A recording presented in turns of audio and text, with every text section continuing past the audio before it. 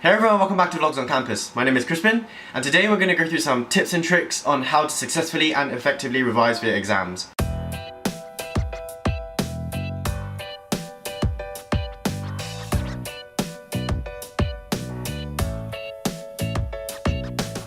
I'm going to start off really cheesy. Studying an exam is like eating a very big elephant. And it's really easy to look at that and just go like, oh my gosh, how am I ever going to be able to complete that? How am I ever going to do it? And then you just subconsciously delay it and you procrastinate and then you just don't want to do it. However, if you break it down into small chunks, so say for example, subjects if you're in school, or modules if you're in uni, etc, etc. If you break whatever you need to study down into small chunks, into subtopics or small chapters, it will come across much more manageable than just a big chunk of work, which you're just going to have to somehow manage to finish one day. This is probably going to sound really cliche, but making a checklist and a timetable definitely helps. I'd always make sure that I'd include all the smaller chapters or like subtopics onto my checklist, so I'd be able to cross it out or put a tick next to it as I go along. This way, as I'm doing my revision, I'd actually feel like I'm making progress and I feel more accomplished, so I could stay motivated. For me personally, I'd always make two versions of a revision timetable. One being more realistic, that I know I'm going to 100% stick to, knowing my productivity and my ability to do that. And one being more ambitious, where I'm more hopeful about the amount of things I can do in a day, and that I could focus for longer periods of time. The ambitious timetable keeps me motivated, keeps me hopeful about the situation, as that gives me more free time, and that possibility of having a free day off or being able to complete that much in a day would definitely give me something to look forward to as I'm revising. The realistic one, however, is the one I look at the most, because that's like a guideline on what I need to achieve every single day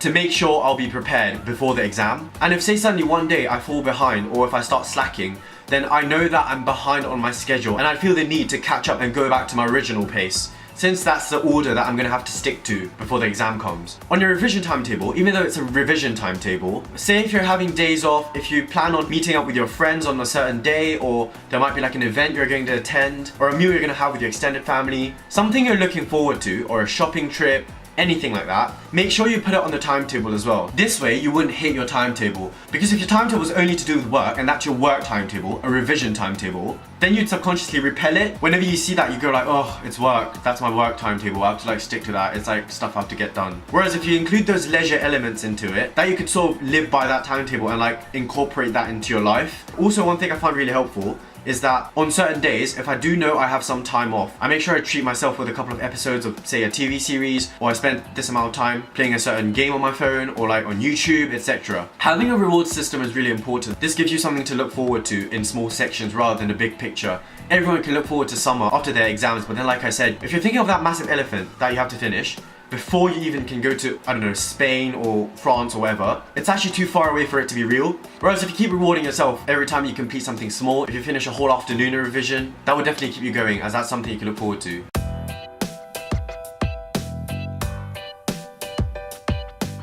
This is perhaps quite obvious. If you're revising on a topic that you've already entirely covered, make a summary of your own notes and condense them. I really like using colors, drawing diagrams, drawing maps, and some people like using flashcards. These are all very useful tools to help aid your revision, because it establishes a trigger point in your mind where not only is this material really condensed and concise, it also helps you where when you see a keyword or a certain pathway, it sort of triggers your memory, and that helps you remember the content on a certain topic. These diagrams, maps, or flashcards, if they're pocket size, it's also very useful because then you can look into them during your bus rides, your tube journeys. Rather than going on your phone, there isn't usually signal on the tube anyways, but instead of spending that time on like a stupid little game on your phone, if you just flip through those flashcards, even if you're just staring at them, your brain actually absorbs it without you noticing. So that's something useful as well. Never reread paragraphs. If you've covered a topic, if you've covered a section, there's no point in rereading paragraphs, because chances are you're wasting time focusing on the wrong stuff without even realizing, and your brain would learn things that it doesn't need to know. We all have short attention spans, and you don't want to waste it on stuff that you don't need to know at all. If you need to learn like a certain rule, or like need to memorize a certain sequence or something,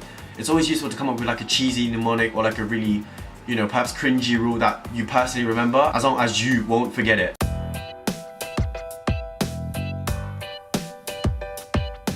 The environment of where you study is also really important. Make sure you find where you study best. For me personally, it's either at home, at a coffee shop, or in the library, where I plug in and I just get on with work. Some people find listening to music distracting. Some people like listening to music, like me. Some people even like playing white noise at the background and it helps them, like birds chirping, things like that. Make sure you find your own way of getting yourself into the mode and the environment that helps you getting into that mode. Because it's very important to stay in the zone. Sometimes you get stuck on like a question or like a concept, you look up. If you're at a very distracting environment, chances are you've already gotten distracted simply because you got stuck and look up. Whereas if I was say in a library, I would look up, everyone's working, and then I'm like, okay, and then I would feel bad, and then I just keep working. Or say if that day I was more like in a casual mood, I needed more of like a, casual vibe, then I'd go to like Starbucks, order a coffee, and then plug in and then listen to, a more like a chill music, and then like go through my notes or flashcards or whatever. If you find it easier to study with friends, find a study buddy, preferably course mates. I feel like it's like going to the gym, because if you're both trying to achieve a similar thing and you're both fighting for it, then you feel less alone and you actually motivate each other. Studying with someone also helps you feel better in the sense that if you're going through the same thing, struggling at the same topics, it doesn't demotivate you as easily because you're like sort of going through the same pain as well. And yeah, you can definitely help motivating each other and become each other's pacekeeper. However, some people find that really distracting. Then in that case, you're probably better off being in the zone yourself.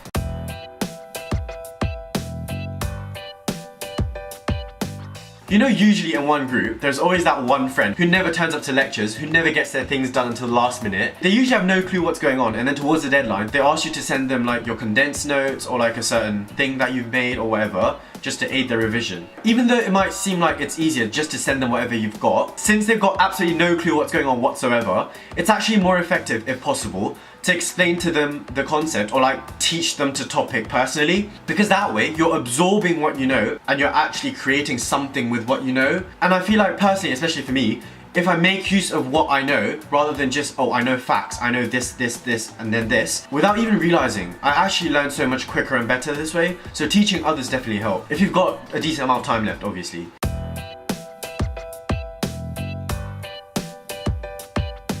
This might be more relevant for a less essay-based subject, like chemistry, which is what I do, and it is to go through exam questions. For me, I've got 3 subjects going on paper, like technically I guess. It's that a quarter of my year is on maths, an eighth of it is on Spanish, which is a module I'm doing, and the rest of it is on different chemistry topics. And for these exams, I find it so useful to just do past papers and go through exam questions, because then I'd get like a really familiar feel on what the exam's gonna be like. I'd feel more prepared. If I did well in them, I'd feel more motivated and I'd feel like a validation, and that would boost my confidence more, since it's like a recognition on how far I've come and what I could realistically achieve if I were to sit an exam there and then. However, if you do struggle in an exam question or a past paper, or you happen to, perhaps not do so well in some of them, definitely do not let it demoralize you. If you're to say, messed up your past papers or like a mock exam you're doing, which obviously doesn't count because it's your own revision time, you should be glad that you've pinpointed those problems before you've actually gotten into the real exam. Because since you've identified those problems, you can only get better from then on. So no matter how badly you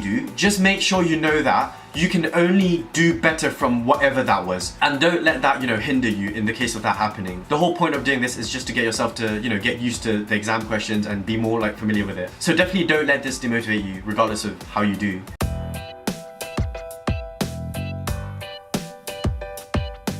This one, in my opinion, is really important. My biggest source of distraction is this. However, nowadays we all know it's not realistic to, just lock it up, because I do everything on this. I check my time on this, even though I've got a watch on most of the time.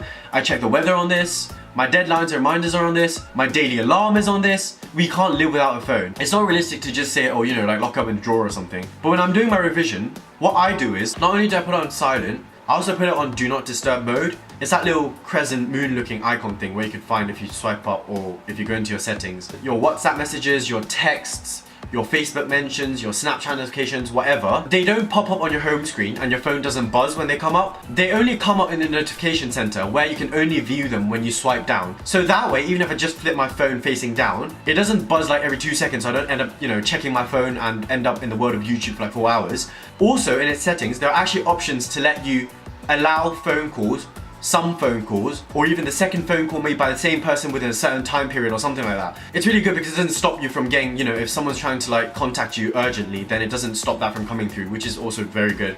So I personally find that really useful. Me personally, I did something more extreme, which is I deleted the Facebook app. I didn't deactivate Facebook like some of my friends actually did, where they plan on like reactivating it like after exam season, but I just deleted the app, knowing that I would just unconsciously spend a whole day on it. It's happened so many times before. Just so I don't spend hours in a day on memes about how my life is falling apart, how I'm gonna die of alcohol poisoning in 2 weeks, or I'm gonna get married when I'm 52 or whatever. All I do is at the end of the day, when I'm like about to go to bed after dinner or something like that, or you know, at my designated sort of resting period of my day, all I do is I just go on my browser and then type in facebook.com. That way I only check my Facebook notifications once or twice every day. I don't miss out a lot. But yeah, I personally find that method really useful. Or sometimes I just simply put the app on like the last page of my home screen so I don't end up seeing it. Then sometimes I just forget to check it really. Also, if you use your laptop to revise like me, you've probably heard of this Chrome extension called Forest. I think they have an app as well, but it might be paid, I'm not quite sure. What that extension does is you can blacklist some websites that you know you're going to procrastinate going on. And what you can do is while you're staying focused and doing work, you can plant a tree. Whenever you're about to get distracted, it actually helps you stay focused. I think it's a really cool extension and you guys should go check it out.